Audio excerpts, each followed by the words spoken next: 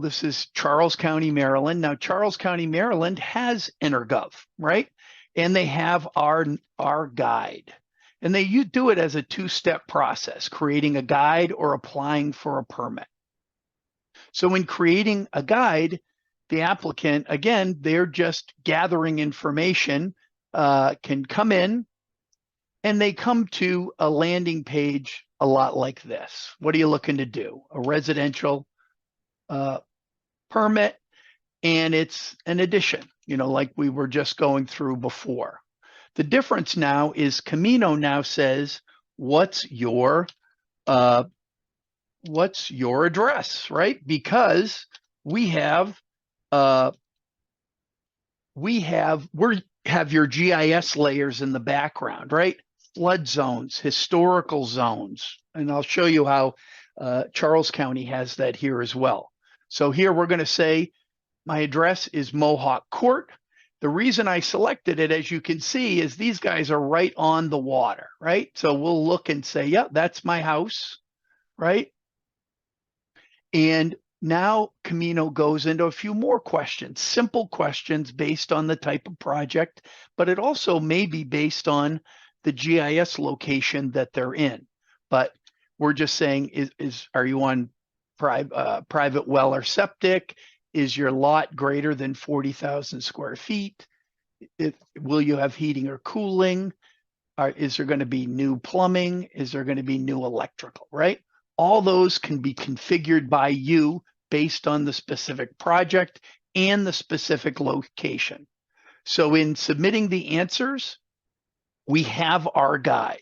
And the big thing here in this example, I don't want to go through the whole thing, but first off, they're saying, okay, you're going to go through a sewer review, but in this situation here, it's been indicated that your property is within this critical bay, this critical area, right, along the water.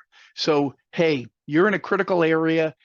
In this example, they're saying call the conservation district and make sure you're doing it right, right? Let's get it all up front.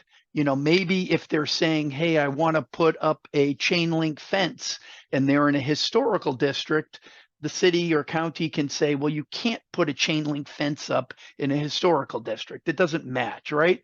And so the ultimate guide now is based on, these steps are based on their specific situation. In the example of a residential permit located in a critical area, you can see they have links right to their Energov system, but they're letting them know there's special processes because you're in this critical area. So be aware of that, right?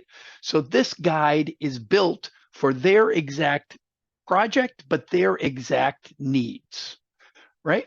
So now if we go into the back end of Charles County as an example, and we refresh this, you also have access to all the guides that are being generated. So if someone calls up with a question like the one that we just did, you can quickly find them and go through their information, right?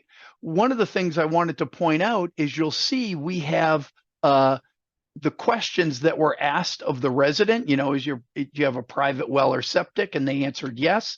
But the system is also asking itself questions based on that GIS zoning layer, right? Hey, is it in this zoning layer? No. Is it in this one? No, right? A lot of questions it's asking to customize this guide.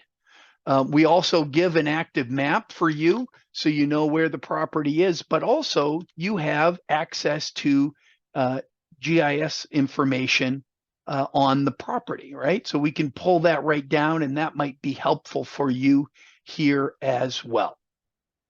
I'm not going to go through all the functionality here, but the last thing I wanted to share, because we're talking about this GIS configured process, is the layers, right? And this is these are Charles County's layers.